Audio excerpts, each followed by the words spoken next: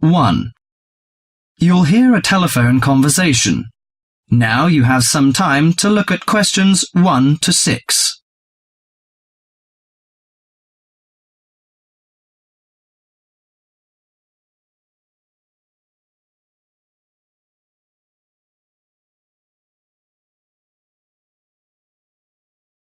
Listen to the conversation and answer questions 1 to 6. Good morning, Country Comfort Albury. Oh, hi. I'd like some information, please. I'd like to find a double room to stay for the weekend. What kind of rooms do you have? Well, we provide a variety range of accommodation depending upon your likes. The guest house room costs $45 per night. It provides air conditioning and shower, and a waterfront room costs $80 per night. It has got its own balcony overlooking the foreshore of the lake. We've got a kid. How do you charge for children? Extra bedding is available if you require that. If the kid is aged 12 and below, the cost is $10 per night for the guest house room and $15 for the waterfront room. Do you have a swimming pool, tennis court, or something like that? Yes, we've got a swimming pool, which is free for all the guests. But the tennis court charges $8 each hour, including the rent of rackets. How about other facilities? We provide free off-street car parking and internet access. We also installed in-house movies, but that costs $4 per hour. Oh, we don't think we need that, because of the kid, you know. We don't want him to see movies on the weekend. Well, we also offer ironing equipment in the room. That's useful, I think.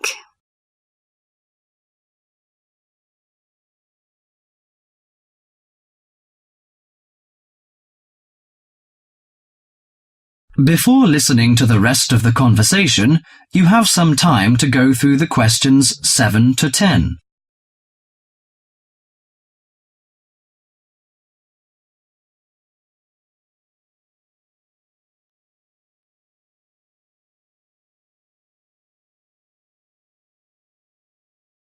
Now listen to the last part of the conversation and answer questions 7 to 10. Great!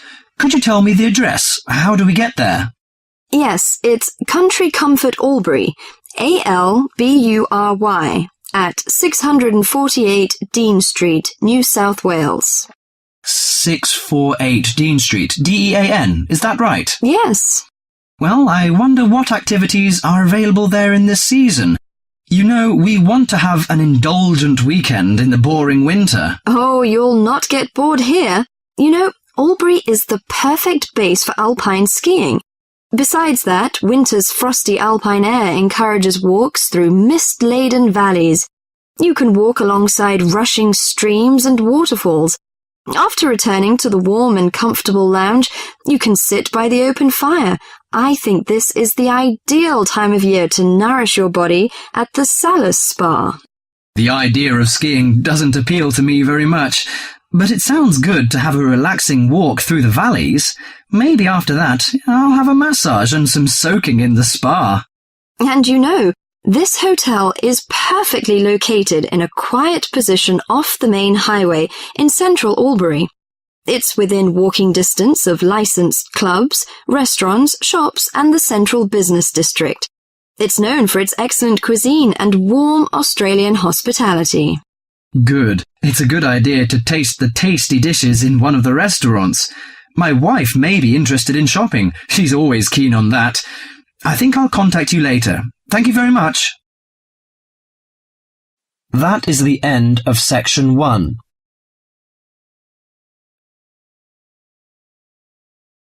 You now have half a minute to check your answers.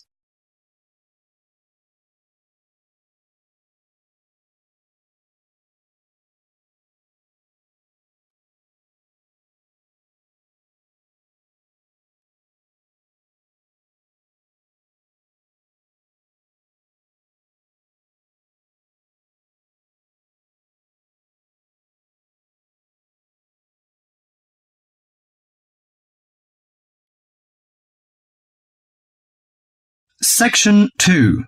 In this section, you'll hear an introduction about canoeing. Now you have half a minute to read questions 11 to 20.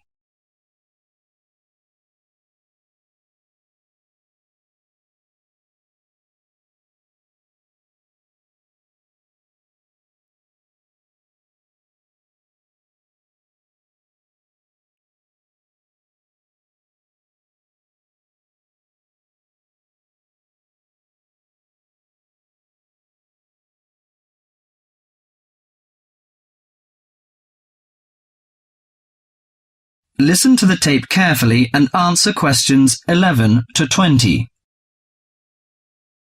Have you imagined paddling around on a river in a small boat? Canoes, which are narrow boats and usually hold 1 or 2 people at the most, are particularly well known for being unstable and turning over in the water. But more and more people enjoy this dangerous sport. Today, Cynthia Bocci, an adult education teacher and an addict of canoeing as well, will share her experience of canoeing with us. Cynthia, when did you begin this sport? Well, I started it 6 or 7 years ago, and soon I got attracted by the exercise. I have to admit that it brings me great fun. It's become part of my life. So, could you describe how you do it? At first, I think you need some like-minded friends. The friends who share the same interest with you. It's no fun at all if you canoe alone.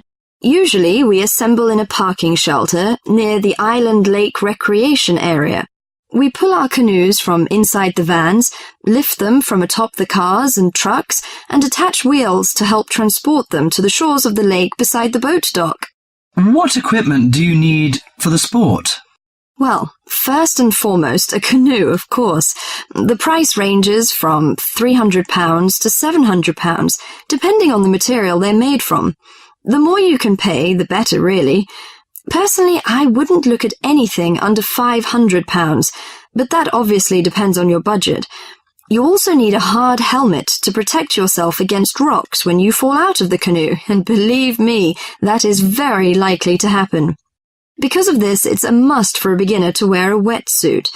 Oh, bathing suits don't work really. Sometimes a life jacket is a necessity in case you fall into water and no one else is nearby. Maybe many can't understand your passion for the dangerous sport. Do you think it's all worth it? Absolutely. I just love it. It's exciting, exhilarating, yet it's peaceful and it's calm. You can work as hard as you want to, or you can take it easy. In addition to having fun, canoeing offers a workout without realizing you're working out. Besides being a great exercise, which is good to heart and lungs, you gain strength and mobility. You build strength not only by paddling, but also from lifting and carrying your canoes. You can also exercise your mobility. Frankly, I never had upper body strength until I started canoeing. Now I can pick my canoe up and carry it on my shoulder with no problem. However, it's not just a workout of the upper body, but also a total body workout. If you're doing it correctly, it's a great calorie burner. And more important to me, paddling isn't strictly about exercise. It's as much about the peace and relaxation that comes from being out on the water. I saw it described on a brochure as liquid medicine for the soul, and that is so accurate. It allows you to take a mental break from your ordinary routine. It's a lot of fun and you meet a lot of great people. We connect on the waterways by responding to email invitations, posting on websites and club announcements. Also, it's a great way to get an up-close view of nature. You can sneak up on wildlife. I've been right next to ducks, deer, and all kinds of birds. You just get a different view than you can get on land. I especially enjoy camping by canoe. It's like backpacking without having to carry a pack on your back. You can put everything you need in the hatches of the canoe. Have you experienced this kind of camping? Well, whatever you say about this sport, it's never dull. I think on one level it's a serious activity and you can become a real champion, but it's a small group who take it that far. But for most, it's a fantastic sport for anyone who likes adventure. That is the end of section 2.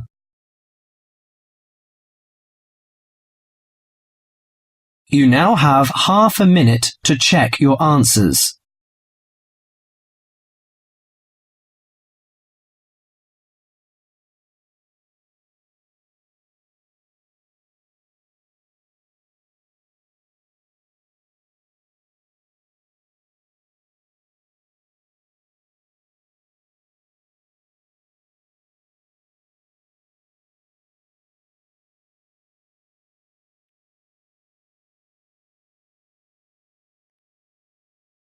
Section 3. In this section, you'll hear a conversation between a tutor and a student about the strategies of note-taking. Now you have half a minute to read questions 21 to 29.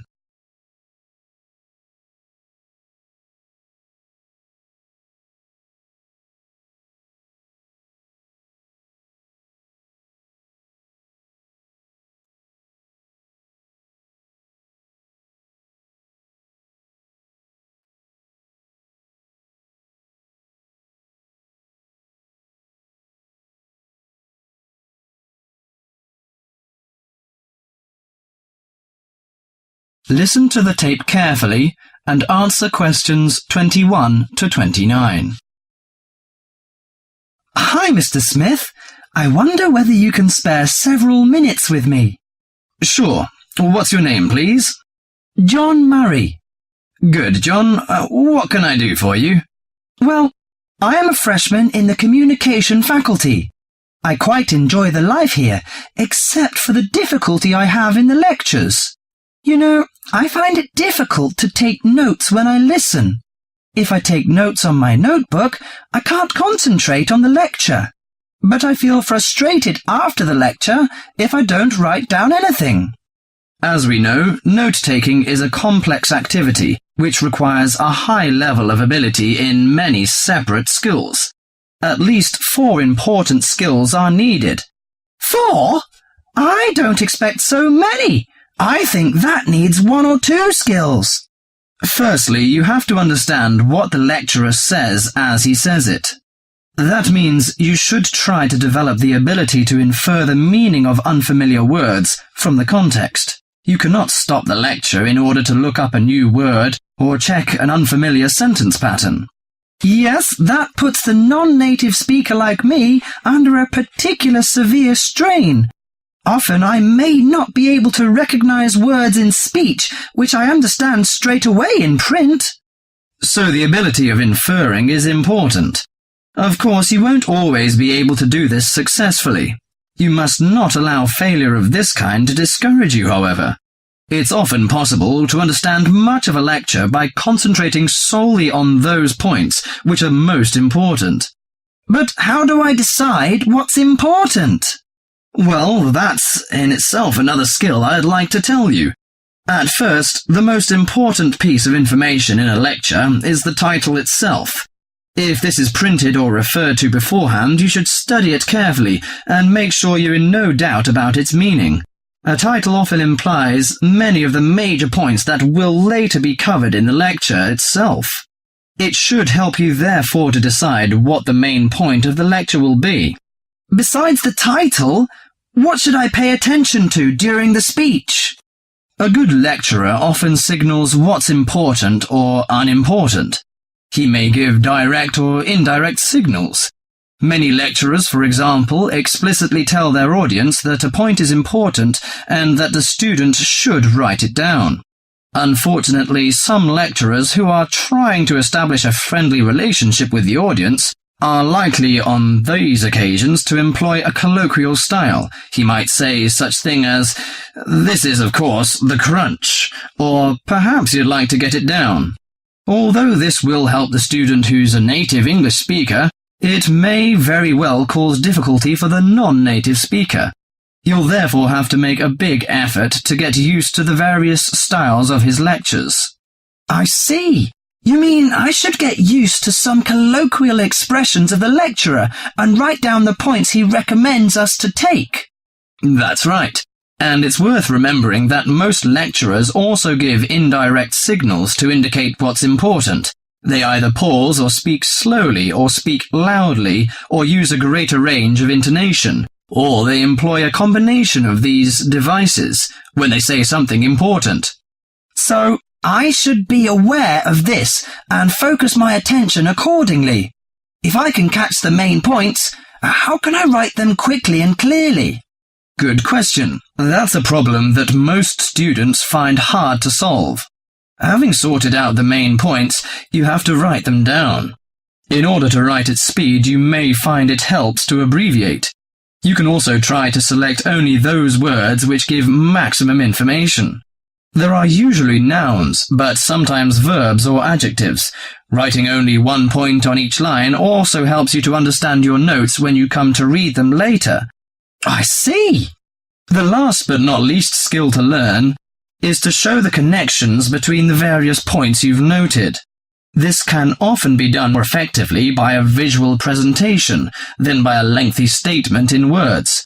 Thus, the use of spacing, of underlining, and of conventional symbols plays an important part in efficient note-taking. In this way, you can see at a glance the framework of the lecture. Thank you so much, Mr. Smith. I think I'll employ the methods in the next lecture.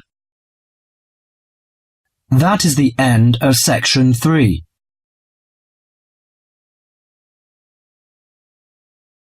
You now have half a minute to check your answers.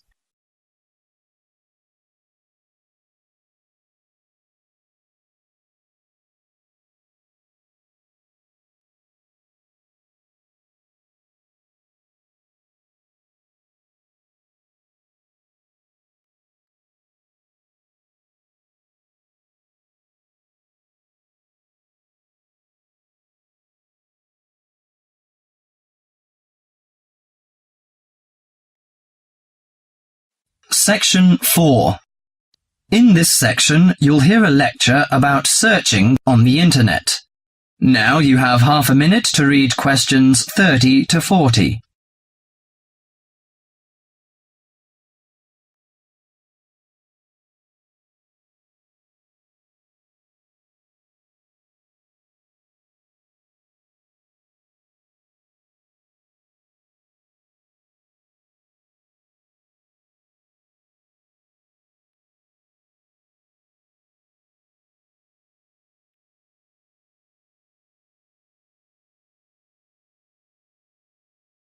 Listen to the tape carefully and answer questions 11 to 20. Morning, everyone. I think all of you are so familiar with the use of the Internet. After email, it's likely that the most frequent online activity is searching. For better or worse, the days of thumbing through pages of a dictionary, looking up in an encyclopedia for information are out of date. It's so much easier to just Google it. First, do you know how Google works and search what you are looking for? To start with, Spider software, a module in the search engine, crawls web, finds, fetches pages, and follows links to other pages. Then Indexer sorts words on every page Spider finds and stores an index of words in a huge database. For example, when you submit a query as Mount Everest, the search engine checks index and gets each page that contains Mount Everest. It stores pages using PageBank and decides which are likely to be most valuable. Usually the most relevant pages are returned first. You can see that Google is not the only search utility in town, but it comes with such a formidable collection of tools to focus your search on that it is the engine of choice for many of us. The trick to efficient Google searches is mastering its tools to get what you want faster and more easily. Following are 9 tricks to do just that. At first, you should know how to find similar terms. You thought the tilde character served no useful purpose, didn't you? But when you insert the tilde in front of a search term, Google will retrieve sources matching the word as well as synonyms. Do not leave a space between the tilde and the search term. Then, do you know how to exclude terms? It's also as important a trick as finding terms. Sometimes a keyword will come up with items totally unrelated to the subject you're interested in. For example, when you research plasma in the cosmos, you would type in the word plasma and be forced to wade through plenty of sites referring to plasma televisions. The fastest way to solve this is to use the exclude function, the hyphen. Type plasma-TV, that is PLASMA-TV, and you will eliminate many irrelevant sites. Are you usually made fun of by friends about your poor memory? Don't worry. They exaggerate. Sometimes you need to look up a quotation for which you can't recall all the words. No problem. Use asterisks to stand in for missing words. Sometimes when you translate or compose essays, you need to know the synonyms at a large scale. Of course, Webster Dictionary helps you efficiently, but you can now get definitions in a flash by typing define and your search word. You'll come up with definitions, synonyms, and links for further information. Now, how to find lost pages. A wonderful feature of Google search is the cache option. In virtually all search results, you will see a link to cached versions of pages you're looking for. You usually won't need to refer to these archival pages, but if your search ever turns up an old news page, for instance, you may find that when you click on the link, the page no longer exists, even though it turned up in the search results. In that event, simply click on the cache link, which is at the bottom line of the search result, and that will retrieve the last saved version of the page that had failed to show.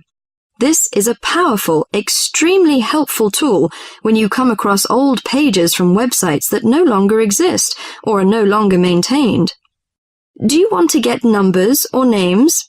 Looking up a phone number? Just type the name and city or state initials of the person whose number you're looking for. The number will pop up instantly. If you have a phone number but want the name or the location, just type in the number, no hyphens, parenthesis, or space necessary.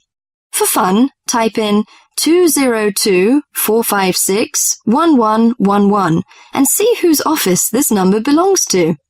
Did you know you can search for pictures with Google? Just go to the Google homepage, click on Images, and type in what you're looking for. You can narrow your searches using the advanced search function to, for example, retrieve certain types or sizes of files. Finally, you can simplify all your searches by uniting the Google search bar into your browser. Go to google.com, click More, scroll down the page to Google Tools, then click on Toolbar and follow directions from there. And of course, some of these tools will work with other search engines too. Experiment and see which ones work best for you. You'll find a wonderful world, I'm sure.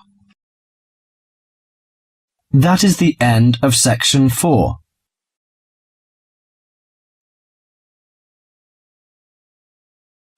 You now have half a minute to check your answers.